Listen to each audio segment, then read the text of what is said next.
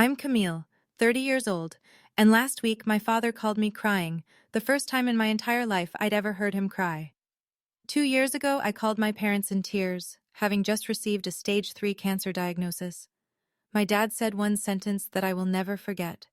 6 months of chemotherapy, 36 trips to the hospital, not a single visit from my family. They were too busy planning my brother's wedding. Now my father needs me. And my answer was exactly 4 words. Before I continue, if you end up liking this story, please take a moment to like and subscribe, but only if you genuinely connect with it. Drop a comment letting me know where you're watching from and what time it is there. Now, let me take you back 2 years, to the day I got the call from my doctor. I was a senior graphic designer at a mid-sized agency in Boston, the kind of place with exposed brick walls, too many succulents, and an espresso machine that cost more than my first car. I loved my job. I was good at it. I'd clawed my way up from intern to senior designer in 5 years, no help from anyone. My apartment was a one-bedroom in Somerville, nothing fancy, but it was mine. I had a monstera plant on the windowsill that I'd kept alive for 3 years, which felt like a minor miracle. I had a routine: coffee at 6:30, gym 3 times a week, dinner with my friend Harper on Thursdays. That Wednesday started like any other. I was in the middle of a campaign for a big client, some fintech startup with a deadline that made my eye twitch. My laptop was open, Slack notifications pinging every 30 seconds, when my phone buzzed with a number I didn't recognize. I almost didn't answer. I was in the zone, the creative flow. But something made me pick up. "Ms. Atwood? This is Dr. Patterson's office. We have your biopsy results." I remember the exact temperature of my coffee. Lukewarm, because I'd forgotten about it for an hour. I remember the way the afternoon light hit the glass partition of the conference room. I remember thinking, biopsy results shouldn't come with this tone of voice. "The results are back," the nurse continued. "Dr. Patterson would like you to come in tomorrow morning. Can you be here at 8 a.m.? My Starbucks cup sat untouched for the rest of the day. I didn't taste anything at dinner that night. I just kept thinking, they don't call you in for good news. The next morning, Dr. Patterson didn't waste time. "Stage 3 breast cancer," she said, her voice gentle but clinical. "The tumor is aggressive. We need to start treatment immediately." I sat in that sterile office with its framed diplomas and artificial peace lily, and I felt my body leave the chair. Like I was watching myself from somewhere near the ceiling. A woman in her 20s, still wearing the blazer she'd put on for work, hearing words that belonged in someone else's life. "Ms. Atwood? Camille?" I blinked. "Sorry, Yes, I'm here. Do you have someone who can drive you home?" I thought about calling Harper, but it was barely 9 a.m. and she had a shift at the hospital. My coworkers were acquaintances, not friends. And then, without thinking, I said, "I'll call my dad." Here's what you need to understand about my family. My father, Richard Atwood, was the kind of man who believed his word was law. Not in a cartoon villain way, in that quiet, immovable way that makes everyone around him adjust their lives to accommodate his opinions. When I was growing up, we didn't argue with Dad. We didn't question Dad. We just did what Dad said. And despite everything, despite the years of feeling second best, I still reached for him in that moment. Because that's what daughters do, isn't it? When the world falls apart, you call your father. I walked out of the oncologist's office, found a bench in the hallway, and pulled out my phone. My hands were shaking so badly it took 3 tries to tap his contact. The phone rang twice before he picked up. "Camille? What is it? I'm in the middle of something." I should back up. Let me explain the Atwood family hierarchy. My brother Derek is 2 years younger than me, but you'd never know it by the way our parents treated us. Derek was the sun. I was background radiation. Derek got a full ride to Boston College, not because he earned a scholarship, but because Dad wrote the check without blinking. I got told that girls don't need expensive degrees and took out $87,000 in student loans for a state school. When Derek got his first job, Dad threw a party. When I got promoted to senior designer, Mom texted me a thumbs-up emoji. Derek had just gotten engaged to Megan, a perfectly pleasant woman with perfectly highlighted hair and a perfectly boring job in HR. The wedding was set for October, 4 months away, and it had consumed my family like a black hole consuming light. Every conversation was about the wedding. Every family dinner was wedding planning. My mother had a Pinterest board with 847 pins. "Dad," I said into the phone, my voice cracking, "I just came from the doctor. I have cancer. Stage 3. Silence. I waited. I could hear him breathing. Somewhere in the background, I heard my mother's voice asking who was calling. "Dad, did you hear me?" More silence. Then, "I need to tell you something," he finally said. "About that doctor's appointment. We're going to need to talk about this later." But he didn't say later. He said something else. Around that time, I started keeping screenshots of our text conversations. I told myself it was just to remember things. Chemo brain is real, and I was terrified of forgetting important details. But maybe part of me already knew I'd need proof someday. "Dad, I have cancer," I repeated, slower this time, like maybe he hadn't understood. "The doctor says it's stage 3. I need to start chemotherapy right away. I'm really scared." I was crying now, tears streaming down my face in that hospital hallway. A nurse walked by and gave me a pitying look. I turned toward the wall, phone pressed against my ear, waiting for my father to say the words I needed to hear. "Come home. We'll figure this out together. You're not alone." Instead, I got silence. 5 seconds, 10. Then, "Camille, listen. Your mother and we can't deal with this right now." I stopped breathing. "Your brother is planning his wedding. Do you understand? The wedding is in 4 months and there's so much to do. We can't take this on right now. Dad, you're a strong girl. You've always been independent. You'll figure it out." His voice hardened, the way it always did when he wanted to end a conversation. "I have to go. Derek and Megan are coming over to finalize the venue deposit." The line went dead. I sat on that bench for 45 minutes. People walked past. Doctors, nurses, patients, families. Nobody stopped. I was just another person in a hallway, having the kind of day that splits your life into before and after. I wanted to call back. I wanted to scream, "Your daughter might be dying." I wanted to say, "A wedding is one day. Cancer is every day for the rest of whatever time I have left." But I didn't say anything. I just screenshot the call log, 8:47 a.m., duration 2 minutes 31 seconds, and added it to a folder I titled Family. That was the last time I called my father for 2 years. The first day of chemotherapy, I drove myself to the hospital. The infusion center was on the 4th floor, a room full of reclining chairs arranged in a semicircle, each one equipped with an IV stand and a small television mounted on an adjustable arm. It looked like a spa designed by someone who'd only read about spas in medical journals. I checked in, signed forms, and was assigned to chair 7. The nurse, a kind woman named Rita with reading glasses on a beaded chain, accessed my port and started the drip. "First time?" she asked. I nodded. "It's okay to be nervous, honey. Most people bring someone with them." I looked around the room. She was right. Chair 3 had a woman whose husband held her hand the entire session, whispering things that made her smile even as poison dripped into her veins.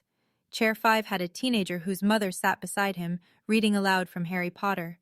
Chair 9 had an elderly man whose daughter had brought homemade soup in a thermos. Chair 7 had me. Just me. I texted my mother. "Starting chemo today. I'm scared."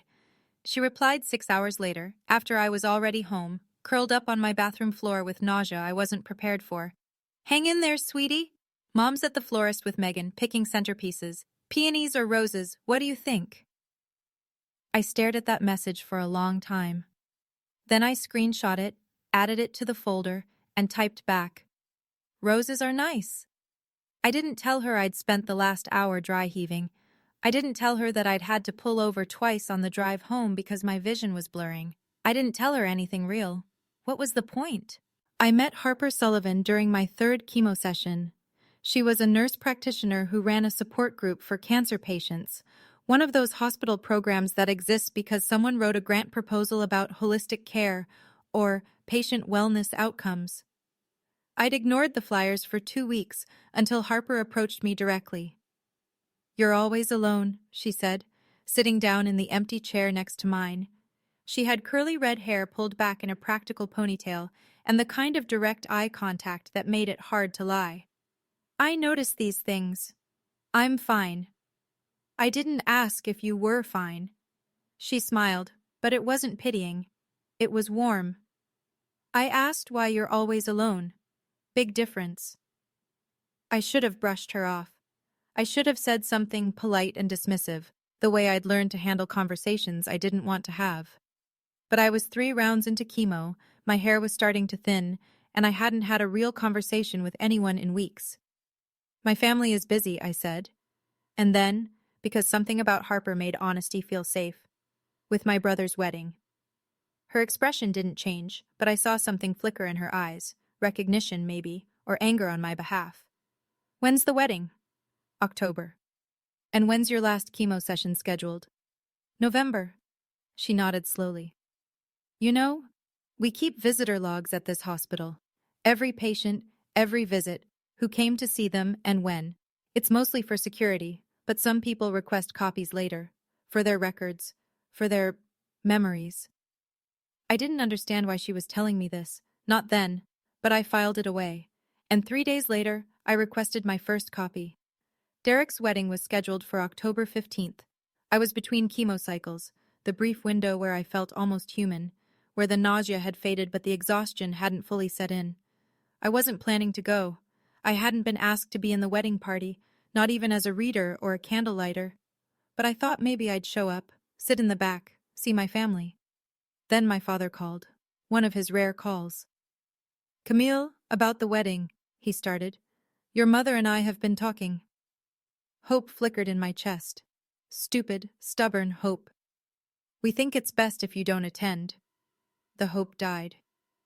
You understand, he continued, as if he were explaining something obvious to a child. You look unwell. You've lost weight. Your hair.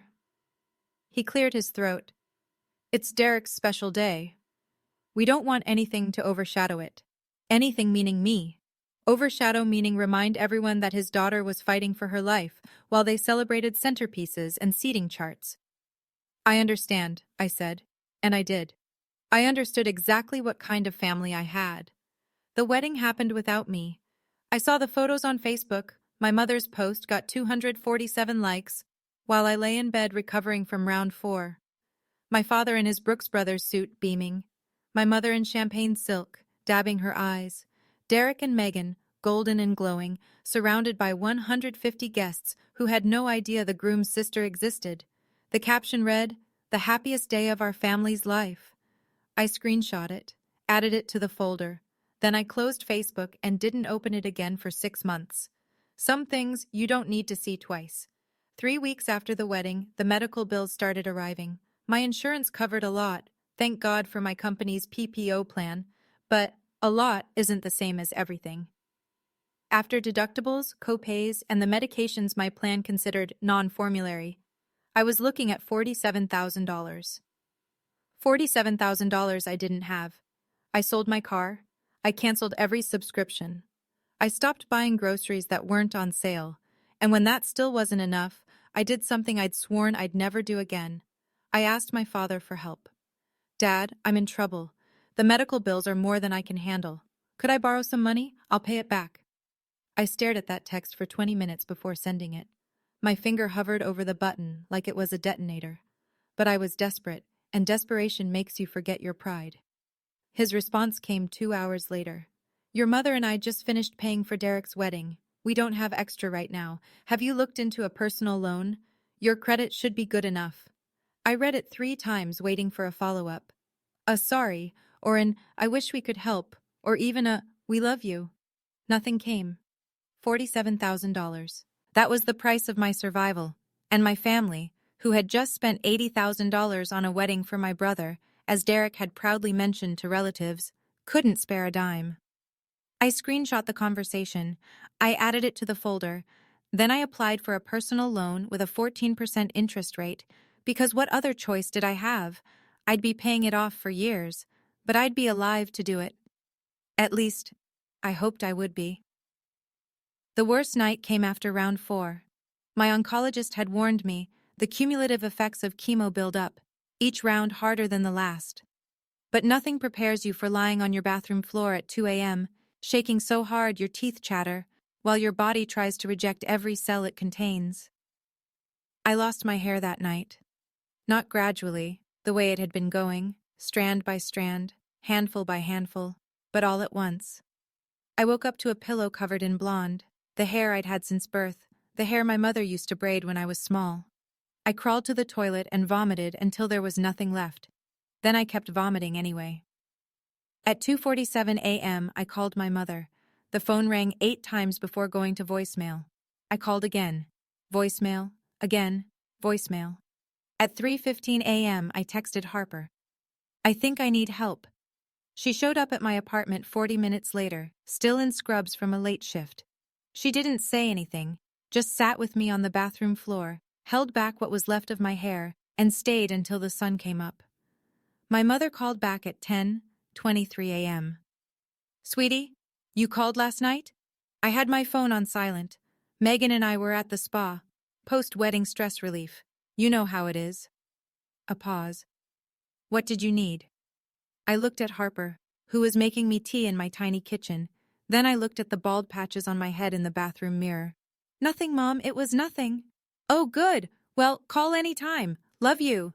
She hung up before I could respond. I screenshot the call log, and I understood, finally, what family meant.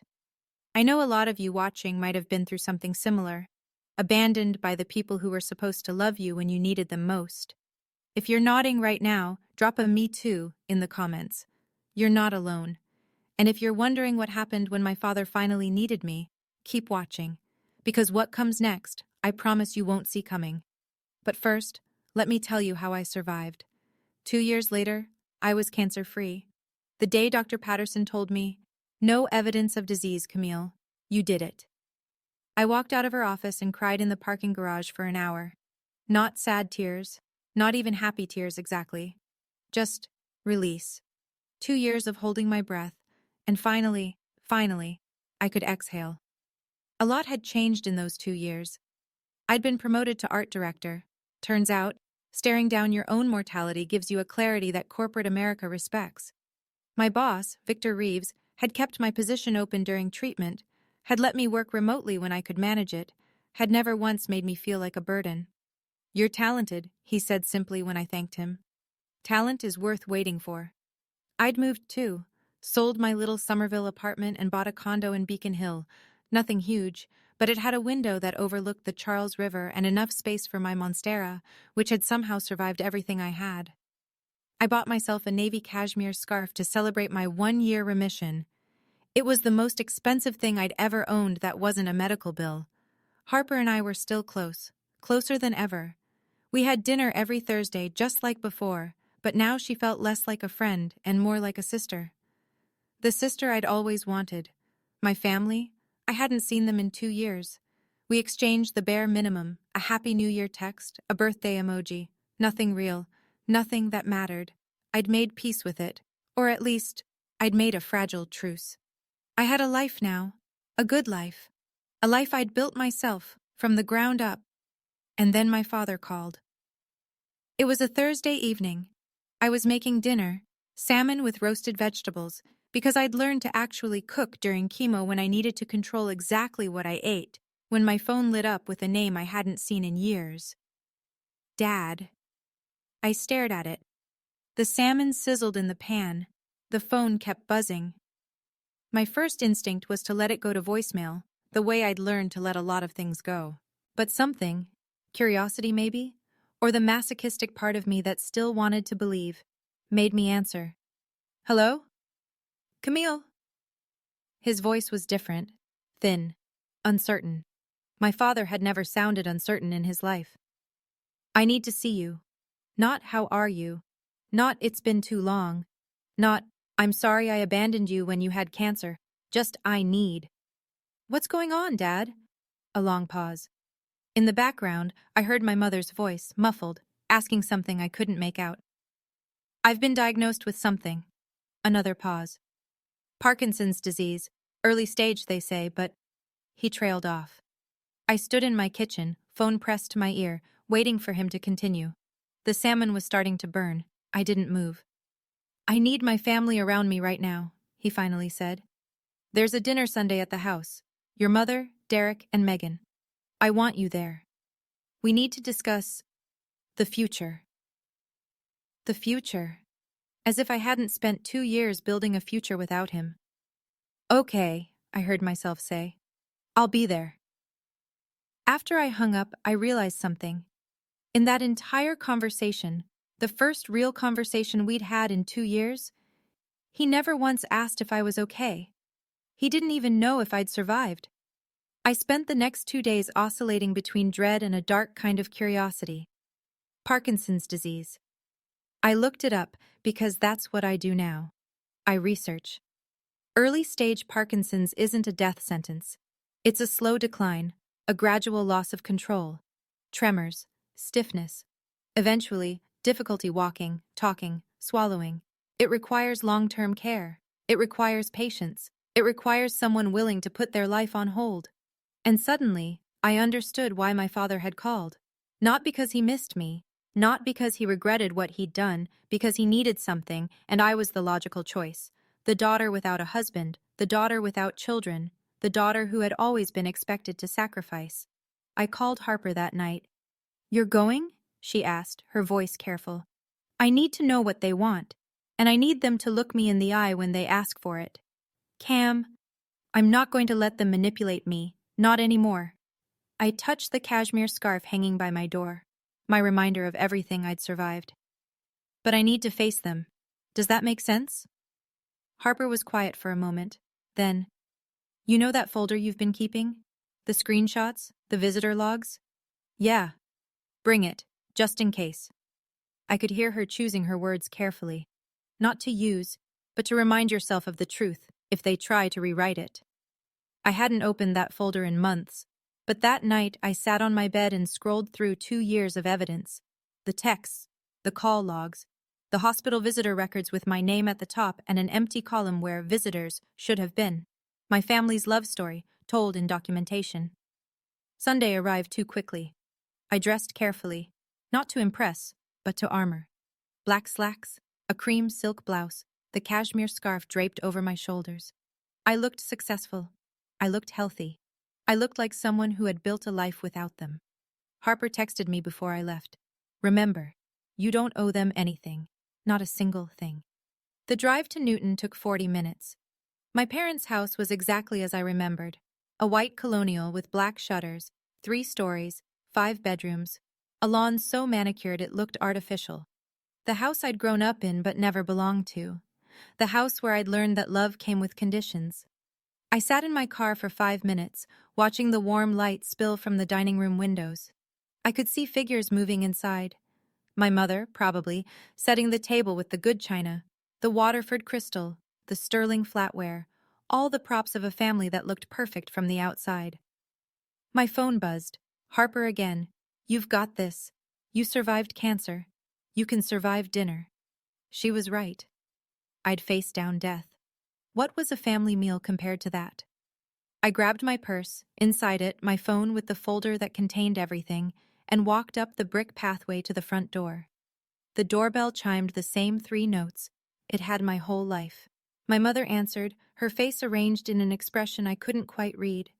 Joy? Relief? Guilt? Camille. She pulled me into a hug before I could react. She smelled like Chanel No. 5, the same perfume she'd worn to my high school graduation, to Derek's wedding, to every important moment that didn't include me. You look wonderful. Come in, come in. I stepped inside and braced myself.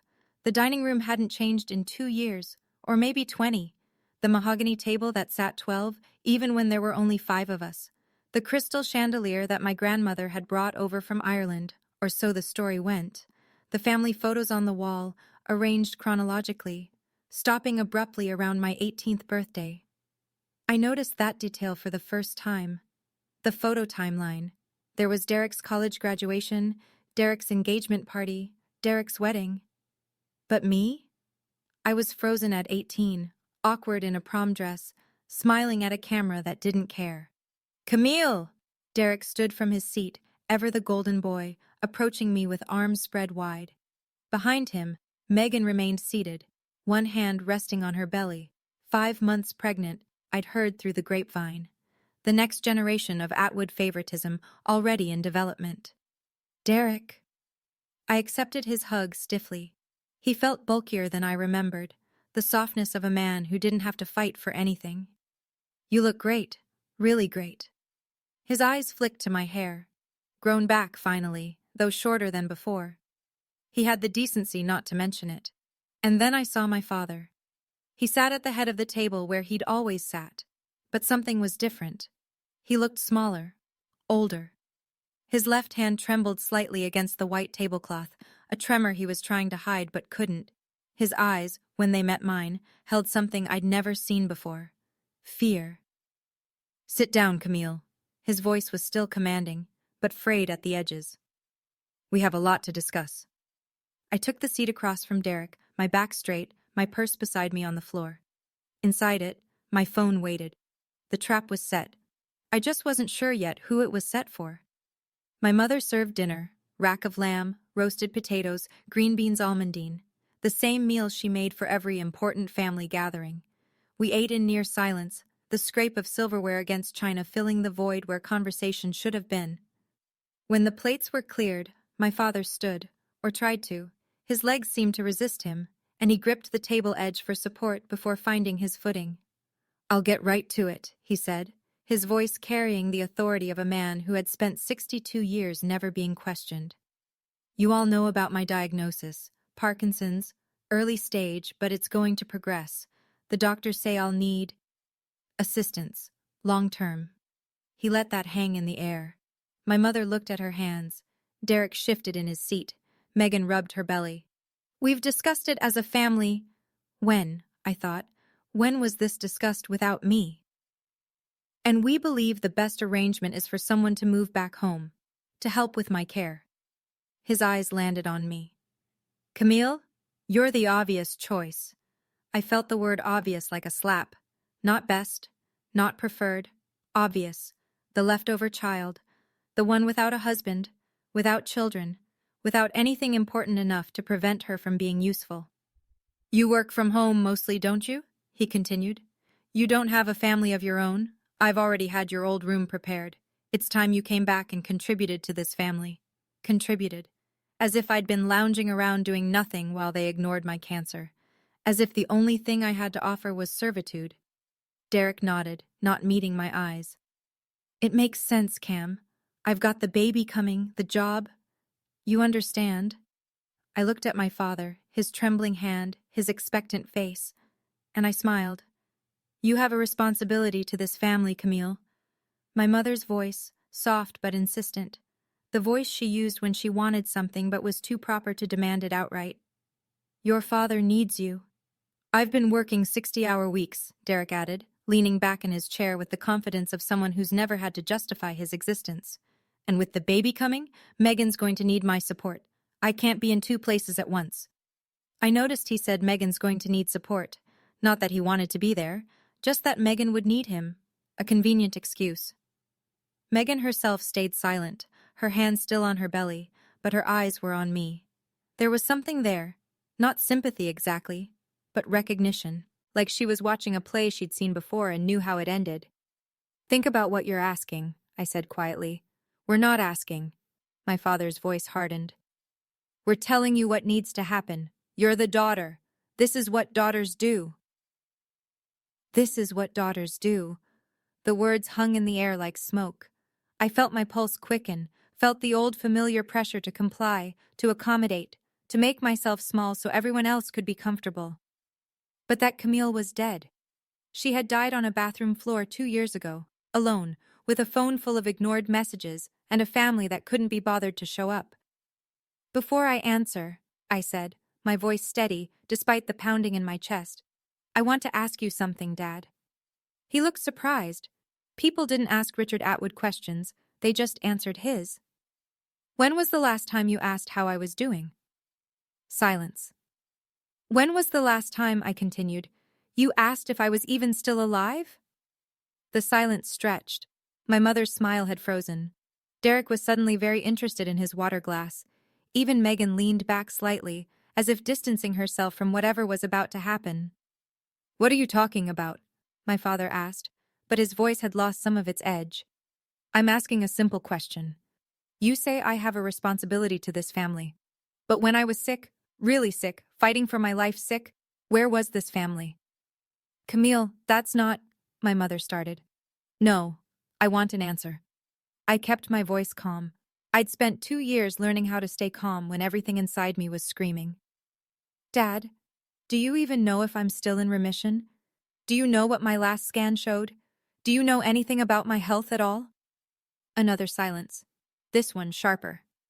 "You're sitting here," I continued, "looking perfectly healthy to me.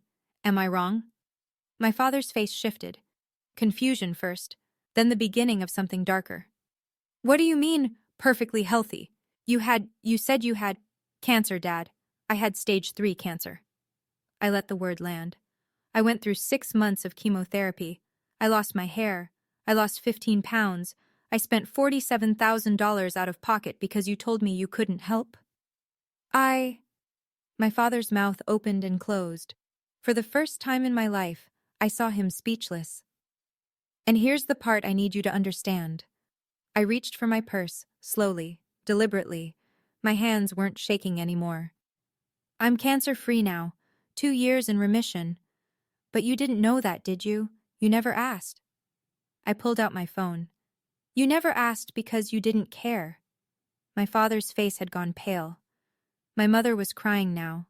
Silent tears, the kind she always cried when she wanted to look fragile without making a scene.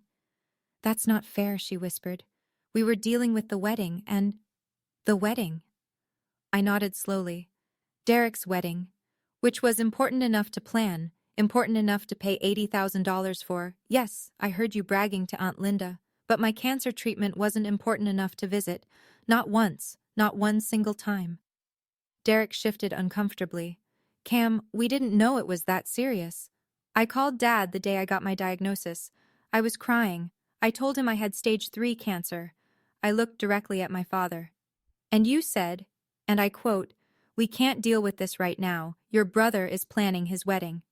"I didn't," my father started. "Yes, you did." I unlocked my phone, opened the folder, and placed it face up on the mahogany table. "Would you like to see the text messages where you told me you couldn't loan me money for treatment because you just paid for the wedding? Or the call log showing Mom didn't answer when I called her at 2 a.m. because I was too sick to stand? Or maybe you'd like to see my hospital visitor records?" I scrolled to the document. Lines and lines of dates, times, and one column that repeated the same word over and over. None, none, none. 36 hospital visits, I said. 36 chemotherapy sessions, 0 visitors. The room was absolutely silent. Megan's hand had dropped from her belly. She was staring at the phone, then at Derek, then at my parents. Something had shifted in her expression. My mother reached for the phone, then drew her hand back. "I didn't," she started. But there was nothing left to say. I slid the phone toward the center of the table.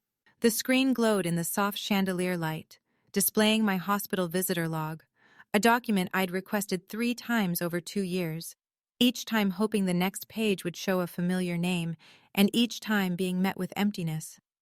"You can look," I said. "All of you. I'm not hiding anything." My mother was the first to reach for it. Her hands trembled as she scrolled through. Months of entries, dates stamped in institutional font, my name at the top like a patient ID number, and that devastating column, visitors, none, none, none. "I don't understand," she whispered. "Why didn't you tell us how serious—" "I did tell you." I pulled up the screenshots. Here's where I texted you my chemo schedule, and here's where you replied asking about roses versus peonies. Here's where I asked Dad for money, and he told me to get a loan. Here's where I called you 23 times over 6 months, and you answered, twice. Derek grabbed the phone from my mother, scrolling through the evidence. His face had gone a grayish color I'd never seen before. Megan leaned over his shoulder, reading, her jaw tight. "This is—" Derek shook his head. "This can't be right."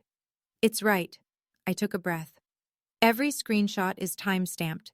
Every visitor log is official hospital documentation. This isn't my opinion, Derek. This is what happened. This is what all of you did. I looked at my father. He hadn't moved. His trembling hand was pressed flat against the table, as if he were trying to steady himself against something more than Parkinson's. I don't need anyone to apologize, I said quietly. I just need you to remember this. Remember it when you ask me what I'm going to do next. If you're thinking I was too prepared for this, you're right. I was. Because when you've been betrayed by the people who were supposed to protect you, you learn to protect yourself. You learn to keep receipts. You learn that feelings can be denied, but documents can't. Hit that like button if you believe that sometimes the truth is the only weapon you need. And stay with me, because my 4 words are coming. The silence that followed was the loudest sound I'd ever heard. My mother was crying openly now, not the performative tears of earlier, but something rawer. Her mascara was running, leaving dark tracks down her cheeks. I didn't know, she kept saying. Camille, I didn't know. You knew, Mom. You just chose not to see. Derek was still holding my phone, scrolling back through the screenshots like he was looking for something that would prove them all innocent. He wouldn't find it. My father finally spoke. This is the past. His voice was rough, the authority cracked. What's done is done. What matters now is the present.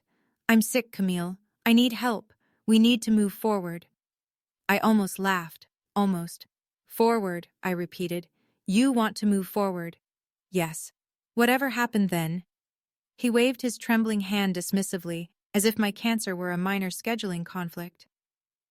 We need to focus on what's happening now. I need a caregiver. You're my daughter. Megan cleared her throat. It was the first sound she'd made in 20 minutes. Richard, she said, her voice carefully neutral, did you know about any of this? The hospital visits? The money she asked for? My father didn't answer. He knew. The words came from Derek, quiet and horrified. He was looking at a screenshot, the one where my father had told me to get a loan. Dad, you knew. It was complicated. My father's composure finally broke. The wedding, the timing, there were considerations. Considerations. I stood up, slowly, smoothing down my blouse. There were considerations. I picked up my phone and slipped it back into my purse. My mother reached for my hand. Please, Camille, don't do this. We're family. And there it was. The magic word, family. Family, I said, letting the word hang between us. Let me tell you what family means, Mom. I didn't raise my voice. I didn't need to. Family means showing up. Family means answering the phone at 2 a.m. when someone you love is sick and scared. Family means offering to help with medical bills instead of throwing $80,000 at a party. Family means, at minimum, visiting your daughter in the hospital. Once. Just once. My mother's face crumpled. Derek had the decency to look at the floor. I spent 6 months fighting for my life, I continued. 6 months of poison dripping into my veins. 6 months of vomiting and hair loss and terror. And where was my family? I looked at each of them in turn. Planning seating charts, tasting wedding cakes, picking out flowers. Camille, my father tried. No. The word came out sharp enough to cut. You don't get to Camille me anymore. I am not your backup plan. I am not the consolation prize. I am not the daughter you call when you need something and ignore when you don't. I grabbed my purse, my scarf, my dignity. You have a son, I said to my father. A son you paid $80,000 for his wedding. A son you've never asked to sacrifice anything. Why don't you ask him to be your caregiver? Derek's head snapped up. I can't. I have responsibilities. So did I. I met his eyes. I had a job. I had a life. I had cancer. And I handled all of it alone because you were all too busy. I started toward the door, my heels clicking against the hardwood floors. Behind me, I heard my father's voice, broken in a way I'd never heard it before. Camille, please, I'm begging you. I stopped, turned. My father was crying. I'd never seen him cry before. Not when his mother died. Not when Derek broke his collarbone falling off a bike. Not once in 30 years. But now, Tears were streaming down his face, his trembling hand wiping at them ineffectually. "I'm sorry," he choked out. "I know I handled it wrong. But I'm scared, Camille. I'm scared of what's coming. I need you. Please, you're my daughter." For a moment, one brief, treacherous moment, I felt the old pull, the desperate need to be loved, to be wanted, to be enough. The little girl inside me who had spent her whole life trying to earn her father's approval. But that little girl had grown up. She had survived cancer alone. She had rebuilt her life from nothing. She didn't need Richard Atwood's approval anymore. "Dad," I said, my voice steady and clear, "I hear you, and I understand that you're scared. But there's something I need you to hear." I took one step closer, close enough that he could see my face clearly, close enough that there would be no misunderstanding. 2 years ago, I called you crying. I told you I had cancer. I told you I was terrified. And you know what you said to me? He didn't answer. He didn't need to. You said, "We can't deal with this right now." I let the words settle over the room like snow. "So here's my answer, Dad." I smiled. Not bitter, not angry, just peaceful. "I can't deal with this right now." 4 words, the exact same words he'd said to me. My mother gasped. Derek's jaw dropped. My father stared at me, tears still falling, as the full weight of what I'd said hit him. I turned and walked out the door. I didn't run. I walked. Past the family photos that didn't include me. Past the crystal chandelier and the mahogany furniture and all the expensive props of a family that looked perfect from the outside. Past my mother, who reached for me and then dropped her hand when I didn't slow down. "Camille!" Derek called from behind me. "Camille! Wait!" I didn't wait. I opened the front door, stepped onto the brick pathway, and kept walking. The cool evening air hit my face like relief. My car was where I'd left it, still parked in the driveway, waiting. Behind me, I heard the door open again, footsteps on the pathway. My mother's voice, high and desperate. "Please don't do this. We're your family. We love you." I stopped at my car door and turned. "Mom," I said gently, "family doesn't leave you alone to die. And love isn't something you only offer when you need something in return." Her face crumpled.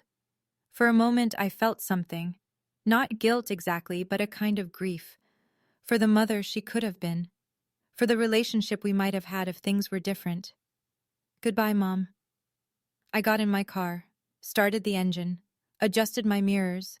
In the rear view I could see them. My mother standing on the pathway crying.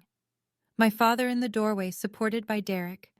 Megan behind them all, her hand on her belly, watching me go with an expression I couldn't read.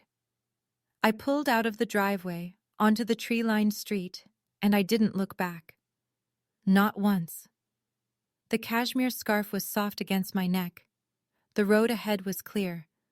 And for the first time in 30 years, I felt like I could breathe. I was finally free. 1 week later, my mother called. I answered, not because I owed her anything, but because I was curious. And maybe, just maybe, because some habits die harder than others. "Camille," her voice was tired, older than I remembered. "I wanted you to know what's happening here." "Okay." "Derek has had to take a leave of absence from work." She paused. "Your father. His condition is progressing faster than they thought. He needs daily assistance now. Meals, medication reminders, help getting dressed." I listened without commenting. "Derek is doing it. He didn't have a choice. With Megan pregnant, they couldn't afford a full-time caregiver, and your father refused to consider a nursing home." Another pause. "Derek missed an important project. His supervisor wasn't happy. There's talk that he might be passed over for the promotion he was expecting." I thought about Derek, golden boy Derek, who had never been asked to sacrifice anything. Derek, who had an $80,000 wedding paid for while I took out loans for chemo. Derek, who had sat at that table and nodded along when our father demanded I give up my life. "I'm sorry to hear that," I said. And I meant it. Not for Derek, but for the situation. For the inevitable collision between expectation and reality. Megan is stressed, my mother continued. She didn't sign up for this. They're fighting constantly. She says, she stopped herself. She says what? A long sigh. She says she's starting to understand why you left. I let that sit for a moment. Megan, the quiet observer who had watched everything from the sidelines, was starting to see. Thanks for telling me, Mom. Will you come back? To help? No, I said. But I hope Derek figures it out. I hung up. 3 weeks after the dinner, I received a text from my mother. Just one message, but it was different from anything she'd sent before. Camille, I've been thinking a lot. I owe you an apology. A real one. Not an excuse. I should have protected you when you were sick. I should have stood up to your father. I should have been there. I wasn't, and I have to live with that. I'm not asking you to forgive me. I'm not asking for anything. I just needed you to know that I see it now. I see what we did. And I'm sorry. I read it 3 times. This was new. My mother had never taken individual responsibility for anything in her life. She existed in the passive voice. Things happened, situations developed, mistakes were made. But here she was, saying, I should have. I wasn't. I'm sorry. I didn't respond right away. I sat with it for 2 days, turning it over in my mind like a stone in my hand. On the 3rd day, I wrote back, I appreciate you saying that. I'm not ready to talk yet, but I hear you. Her response came almost immediately. That's okay. Whenever you're ready, or never. Whatever you need. Whatever you need. 4 words. Completely different from the 4 words I'd been given 2 years ago. I showed the messages to Harper over dinner that Thursday. She read them carefully, then looked up at me. How do you feel? I don't know, I admitted. Maybe a little hopeful, but cautious, very cautious. That's healthy. She reached across the table and squeezed my hand. You don't owe her forgiveness, Cam, but you're allowed to accept an apology too. I know. I smiled. I'm learning. The letter arrived 2 weeks later. It was handwritten, shaky, uneven, the penmanship of a man whose hands no longer obeyed him. The envelope had my name spelled out in careful, trembling letters. Camille Atwood. I almost didn't open it. I carried it around in my purse for 3 days, taking it out occasionally and putting it back, until Harper finally said, Just read it. The anticipation is worse than whatever's inside. She was right. I opened it on a Thursday evening, sitting alone in my apartment with a glass of wine and my Monstera plant as a witness. Dear Camille, I am not good at this. At apologizing, at admitting when I was wrong. Your mother says it's pride. Maybe she's right. I failed you. Not because I didn't know better, but because I made a choice, your brother's happiness over your survival. And I will have to carry that for the rest of my life. I am not asking you to come back. I am not asking you to forgive me. I know I don't deserve either. I only wanted you to know that I see it now. I see what I did. I see the daughter I pushed away, and I see the woman she became without me. You are stronger than I ever was. I lost you, not because of Parkinson's, but because I wasn't the father you needed. I'm sorry. Those words are not enough, but they are all I have. Your father, if you still allow me that title, Richard. The handwriting wobbled across the page, each letter a small battle against the tremors that would eventually take everything from him. I folded the letter carefully and placed it in my drawer. I didn't write back, but I didn't throw it away either. Harper came over the next day. I showed her the letter, the first person I'd shown it to, the first person I trusted enough to see me process something this complicated. She read it slowly, her expression thoughtful. When she finished, she set it down on the coffee table between us. How do you feel?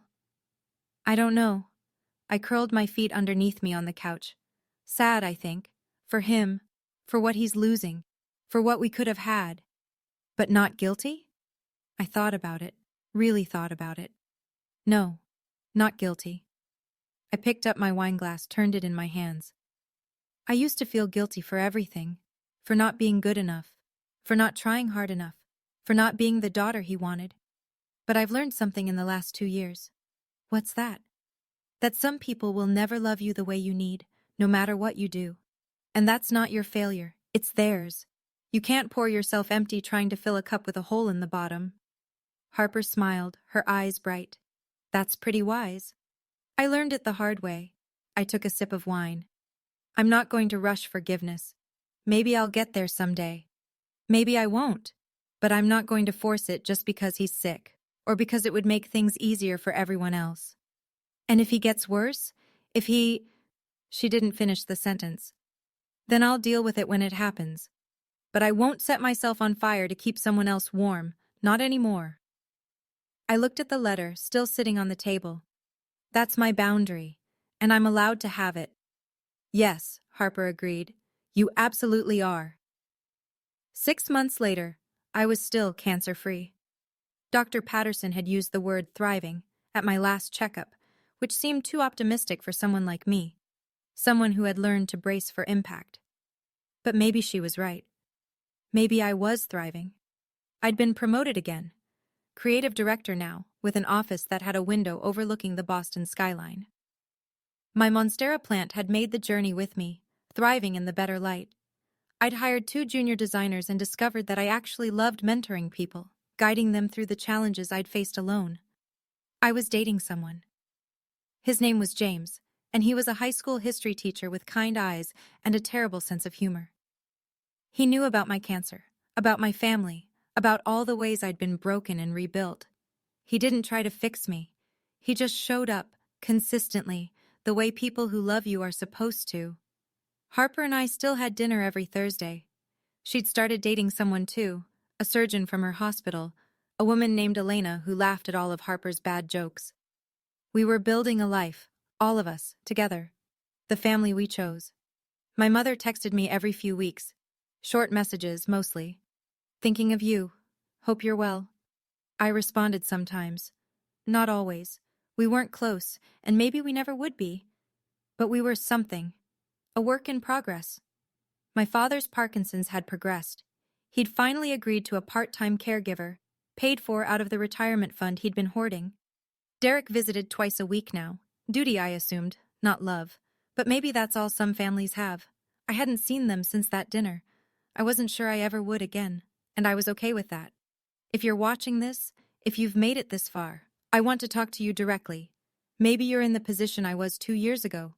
Maybe you're lying in a hospital bed, or sitting in a waiting room, or crying in a stairwell because the people who were supposed to love you have made it very clear that you're not their priority. Maybe you're wondering if it's your fault. If you were different, better, easier, less needy, they would show up for you. I spent 28 years believing that. And then I got cancer and I learned the truth. Some people will not show up no matter what you do. You could be dying, literally dying, and they would still find something more important. That's not a reflection of your worth. That's a reflection of theirs. Here's what I want you to know. You are allowed to set boundaries. You are allowed to protect yourself. You are allowed to say no to people who only reach out when they need something. You are allowed to build a family out of the people who actually love you, even if they don't share your blood. Forgiveness is a process, not a performance. You don't have to forgive on anyone's timeline but your own. And if you never forgive, that's your right too. Nobody gets to tell you how to heal. Those 4 words I said to my father, I can't deal with this right now. They weren't revenge. They were a mirror. I held up his own words and let him see what they felt like. Sometimes that's the most powerful thing you can do. Tell the truth. And sometimes the truth sets you free. I'm sitting in a coffee shop as I finish this story. My favorite spot, the one with the good lattes and the big windows overlooking the street. It's a Thursday afternoon. Harper will be here in an hour for our weekly dinner. My phone is in my pocket. Inside it, there's still a folder called Family. All those screenshots and visitor logs and evidence of the worst time in my life. I don't look at it much anymore, but I keep it, just in case. Outside, the city is moving. People walking, cars honking, life happening. I'm part of it now, not watching from a hospital bed or hiding in a bathroom, but really living. 4 words changed everything, not because they were clever or cruel or even satisfying, but because they were true. I'm Camille, 30 years old, cancer survivor, And I've learned something that took me way too long to understand. Family isn't blood. Family is who shows up when you need them most. And sometimes, the most loving thing you can do for yourself is walk away from people who never loved you back. Thanks for listening. Take care of yourself. Really, I mean it. If this story resonated with you, here are the lessons I carry with me every day. 1. You don't owe anyone your sacrifice if they weren't there when you needed them. 2. Keeping records isn't about revenge, it's about protecting your own truth when others try to rewrite it. 3. Boundaries aren't selfish, they're self-respect. If you're still here, thank you. That means more than you know. Hit subscribe if you want to hear more stories like this one. Drop a comment and tell me, have you ever had to set a boundary with family? What happened? And if you want more, check the description. There's another story waiting for you there. Until next time, take care of yourself.